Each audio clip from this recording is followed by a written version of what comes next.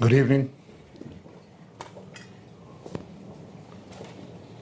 Israel is experiencing days of horror, sorrow, and rage. A week ago, we experienced such horror. Yesterday, I visited in Ashkelon the family of one of the hostages murdered in cold blood. A day earlier, I spoke to several of the families of these murdered hostages. It tears your heart out. I said to them that I'm sorry. I apologize that we didn't get them out. We worked so hard to get them. We were close, but we didn't. And they changed the torment. Our families worried about their loved ones, to families grieving for their fallen beloved. That sentiment I know, because I belong to that family, but it's a horror. We also lost brave policemen and brave soldiers who are fighting in the Gaza front. And I embrace their families as well. All our people do. On October 7th, we experienced the worst savagery in this century. On October 7th, we experienced the worst savagery meted on the Jewish people since the Holocaust. These savages massacred our people, 1,200 civilians. They beheaded our men. They raped our women and then murdered them. They burned babies alive. They took 255 of our people hostages to their underground dungeons.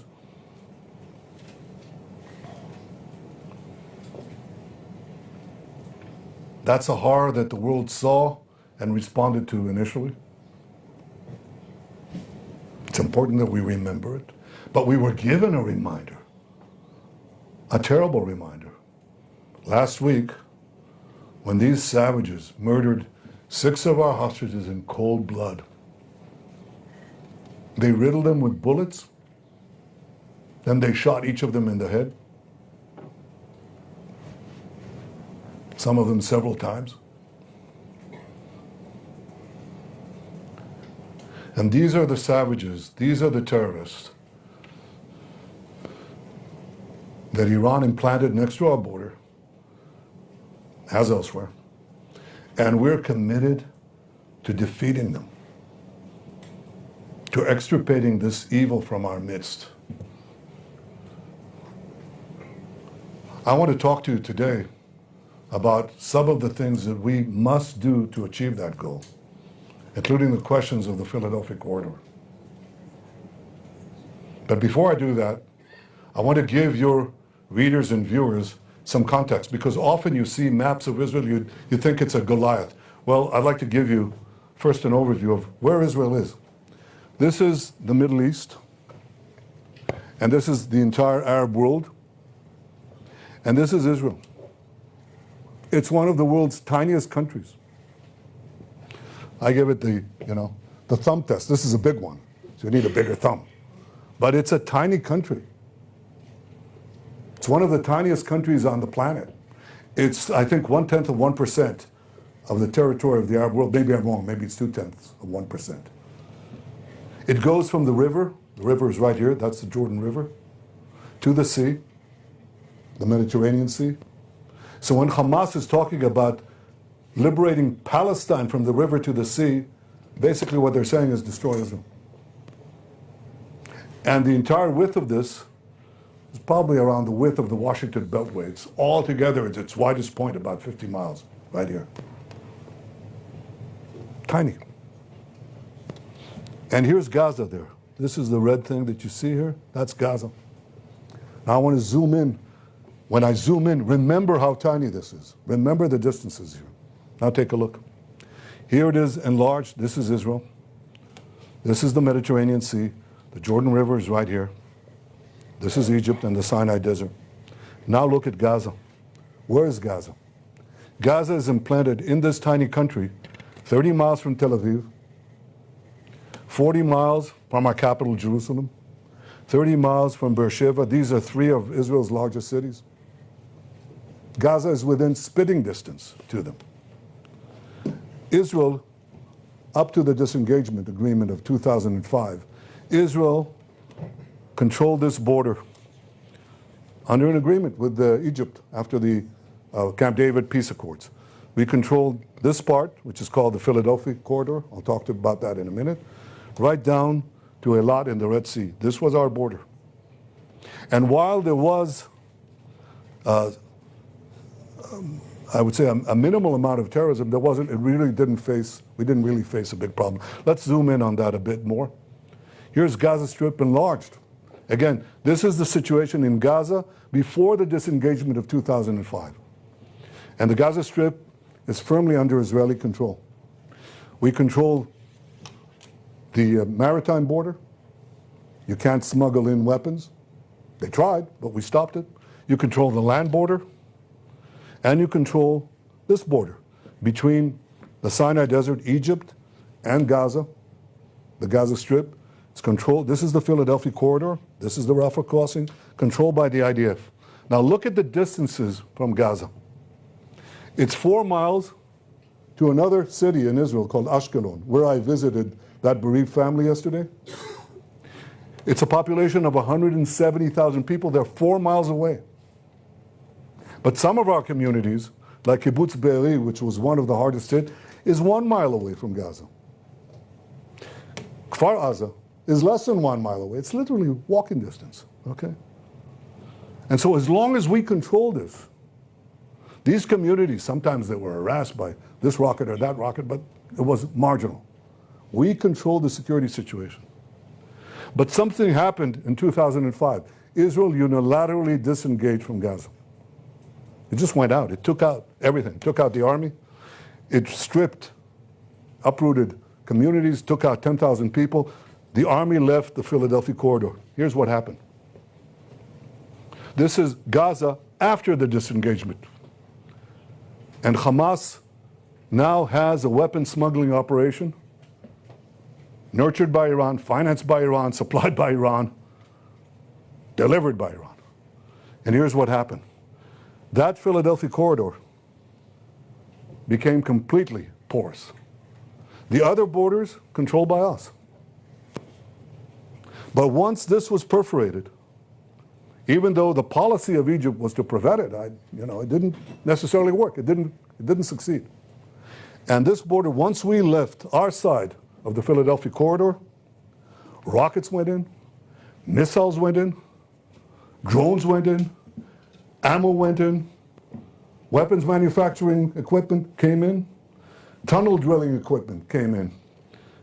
Once we got out, once we left the Philadelphia corridor, Iran could carry out its plan to turn Gaza into a base, a terrorist enclave that would endanger not only the communities around it, but would endanger Tel Aviv, Jerusalem, Beersheba, the entire country of Israel. It became a huge terrorist base because we left that corridor. So we vowed, or I would say all this, you have to understand that the centrality of the Philadelphia corridor to the arming of Gaza, to the arming of Hamas, and this all led to the October 7th massacre, which Hamas has vowed, proudly vowed, to do again and again and again. We vowed that they won't be able to do it. So we set, as far as Gaza is concerned, 3 war goals. The first war goal was to destroy Hamas's military and governing capabilities. The second was to free our hostages. And the third was to ensure that Gaza never again poses a threat to Israel. And all three of those goals, all three of them, go through Israel's control of the Philadelphia corridor. And it's obvious why. You want to destroy Hamas's military and governing capabilities, you can't let Hamas rearm. It's obvious. So you have to control the corridor. You can't let them have, by the way, it's not only to prevent them from terrorizing us, attacking us, it's also to prevent Hamas or any other terrorist organization from terrorizing the people of Gaza. Gaza cannot have a future if Gaza remains porous and you can enable rearmament of terrorists through the Philadelphia corridor. The second thing is to release the hostages. First of all, you can't prevent, if you leave this corridor, you can't prevent Hamas from not only not smuggling weapons in, you can't prevent them from not smuggling terrorists, hostages out. It's walking distance, nothing. They can easily smuggle hostages out here to the Sinai Desert in Egypt. They disappear. It's crossing distance. The distance is nothing. It's meters away. They cross the barrier above ground. They don't even have to go underground. They disappear in the Sinai, and then they end up in Iran or in Yemen. They're gone forever. And you need something to squeeze them, to prevent them, to put pressure on them to release the remaining hostages. So if you want to release the hostages, you've got to control the Philadelphia corridor. And the third goal of ensuring that we prevent Gaza from being again a threat to Israel, it's clear Gaza must be demilitarized. And it can only be demilitarized if the Philadelphia corridor remains under firm control and is not a supply line for armaments and for terror equipment. I think that's clear to most Israelis, to all Israelis. But a question has arisen. That may be the case. But why don't you leave Gaza for 42 days? You could come back.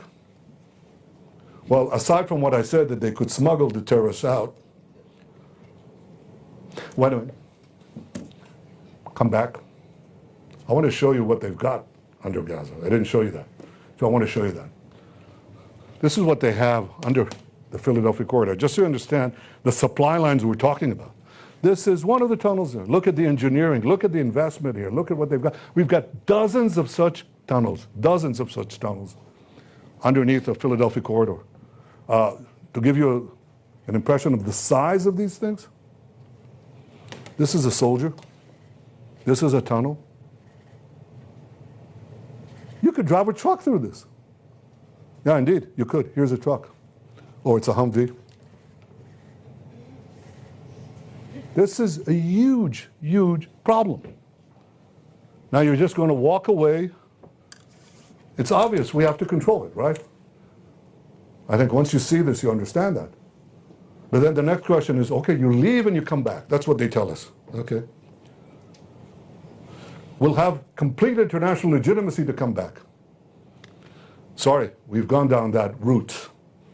We're down that route when we left Lebanon, and people said, you can leave Lebanon and you can come back. The first time they fire a rocket, you can come back. The world will support you. It didn't. And we've been out of Lebanon for 24 years. They said the same thing when we left Gaza in the disengagement. They said, you can leave. And the first rocket, I remember Sharon, Prime Minister Sharon said this to me. First rocket, above ground or below ground. We'll be able to go back in. It's been 20 years, we haven't gone back in. Because you all know and understand that the international community, including friendly countries under enormous domestic pressure because of the propaganda that's leveled against Israel and against them, there'll be enormous international pressure not to come back. What is their message? End the war, end the war. And so when we want to come back and resume, we'll pay an exorbitant price in many fields, including in the lives of our men. To come back, it's not just a military question. It's a military, political, strategic question. And we make that decision. We're not going to leave. 42 days, we're there.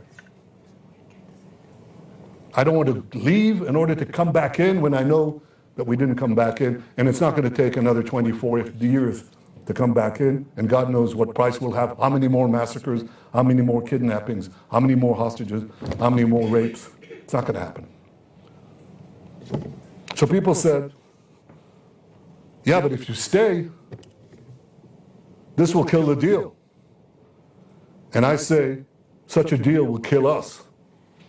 And there won't be a deal that way. This is a false narrative. I'm willing to make a deal. I made one already. One that brought back 150 hostages, 117 alive.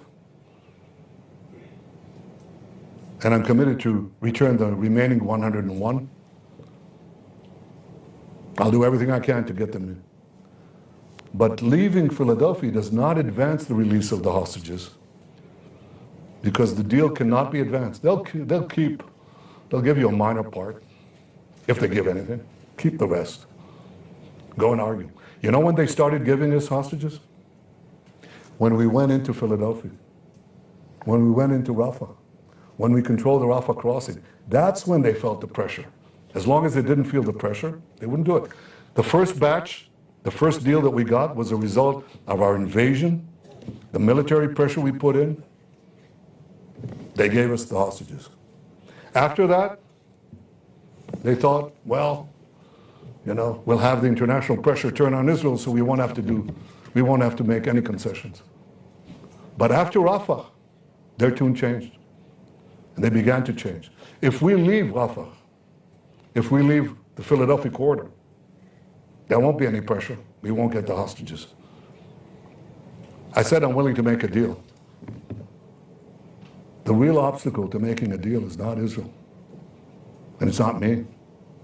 It's Hamas. It's Sinwar. On April 27th, I put forward a proposal by Israel, which Secretary Blinken called extremely generous. On May 31st, having met Blinken again, I said we agreed to the US-backed proposal, and Hamas refused. On August 16th, the US brought forth what they call the final bridging proposal. Again, we accepted, Hamas refused. On August 19th, Secretary Blinken said, Israel accepted the US proposal, now Hamas has to do the same. On August 28th, that's a week ago, the deputy CIA director said, Israel showed seriousness in the negotiations, now Hamas must make the deal. This was last week. So I ask you, what has changed? What has changed in this week? What's changed is that they murdered 6 of our hostages in cold blood.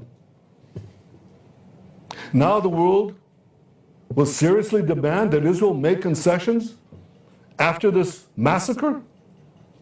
What message does this send to Hamas? I'll tell you what the message is. Murder more hostages, you'll get more concessions. That's not only illogical, it's not only immoral, it's downright insane. So it's not going to happen. We have red lines. Before the murder, they haven't changed. We'll hold to them. But we also have had flexibility.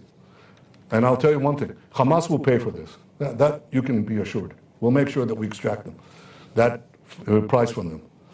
But we are firm on our red lines, including the Philadelphia corridor, for the reasons I described here. I'm flexible where I can be. I'm firm when I have to be. I think there is the possibility of getting this deal if we stick to this strategy. I said before, we got 150 hostages out because we combined a firm stance with military pressure. And I said that Hamas, after that, relied on international pressure, but it had weakened. And then we went into Rafah and the Philadelphia corridor, so it got strengthened. And they were beginning to balk. A condition that they said they'd never accept, a red line, is that we must commit to getting out of Gaza and enabling Hamas basically to take over Gaza again. End the war, get out, let them retake Gaza. That's obviously something we couldn't do. They said there'll never be a deal. Well, they started caving in there after we took the Philadelphia corridor. And then they started backing off. You know why they waited? Why they started backing off? Because they waited for Iran to start a general war with Israel. That didn't happen. So then they waited for Hezbollah to start a general war with Israel. That didn't happen either. So now they resort to the final tactic. They're going to sow discord and create international pressure, again using the hostages, even after the murder. And this is something that's not new because they started this a year ago. You should see this. I mean, this is their tactic. This is Hamas orders for psychological warfare found in Hamas underground command post on January 29th. That's right after the beginning of the war, 2024. And this is the original document in Arabic. Our soldiers found it. And here's what it says. Push photos and videos of hostages. Put it out in the media. Because that creates enormous psychological pressure. Who's not affected by it? Any human being seeing these souls, these girls, these people, young people from those dungeons, you're affected by it. Second, increase psychological pressure on defense minister. Third, continue blaming Netanyahu. And fourth, claim ground operation will not release hostages. That's Hamas's, that's not only their talking points, it's their strategy. And their idea is this will sow internal discord and increase international pressure on Israel. That's what they hope to achieve. And they think this will happen. Well, it won't happen. I can tell you why it won't happen. I'll tell you why they'll fail. Because overwhelmingly, the people of Israel are united. They understand everything that I said here. Overwhelmingly. You should know that. It's important. And the second thing is, we're committed to achieving our goals. All three goals. Destroying Hamas's military and governing capabilities, releasing all our hostages, and ensuring that Gaza does not become a threat to Israel anymore.